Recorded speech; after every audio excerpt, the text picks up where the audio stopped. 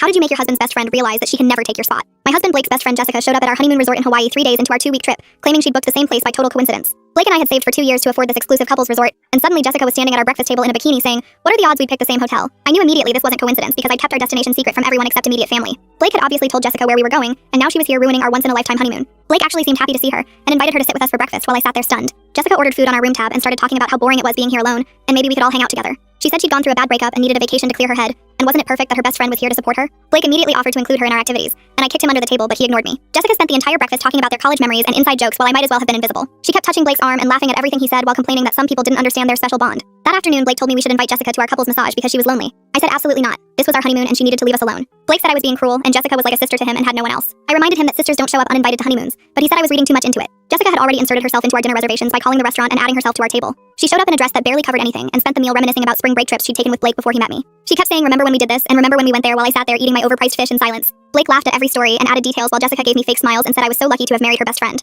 After dinner, Jessica suggested we all go to the beach bar, and Blake agreed before I could object. She got drunk and started crying about how Blake was the only man who ever understood her, and now she'd lost him to marriage. Blake spent 2 hours comforting her while I sat alone at our honeymoon watching my husband hold another woman who was sobbing into his chest. When I tried to leave, Blake asked where I was going and said Jessica needed us right now. I said Jessica needed to go back to her room and leave us alone, but Blake said I was heartless. The next morning, Jessica was at our breakfast table again wearing an even smaller bikini. She announced she'd booked the same snorkeling tour we had planned and wasn't that funny. Blake said it would be fun to have company, and I finally snapped. I told Jessica she needed to leave immediately and find a different hotel. She started crying and said I was threatened by their friendship and trying to control Blake. Blake actually defended her and said I was embarrassing him by causing a scene. He said Jessica had been his friend for 10 years, and I needed to accept that she was part of his life. I said not on our honeymoon she wasn't, but Blake said I was being unreasonable and jealous. That's when I decided if Blake wanted Jessica around so badly, then he could have her all to himself. I went back to our room and called the airline to change my flight to that evening. While Blake was at the pool with Jessica, I packed everything and checked out of the resort. I left Blake a note saying he could enjoy the rest of the honeymoon with the person he clearly preferred to spend it with. I flew home alone and went straight to my sister's house. Blake didn't even notice I was gone for 6 hours because he was too busy with Jessica. When he finally called, he was panicked and angry, asking how I could abandon our honeymoon. I said he'd already abandoned it when he let Jessica join every moment of what should have been our time. He said I was overreacting and Jessica was just lonely, but I said lonely people don't accidentally book the exact same resort as their best friend's honeymoon. Blake flew home 2 days later. I spent the first 2 days at my sister's house crying in her guest bedroom while she brought me tea and tissues. She kept telling me Blake's behavior was completely wrong and I did the right thing by leaving Hawaii.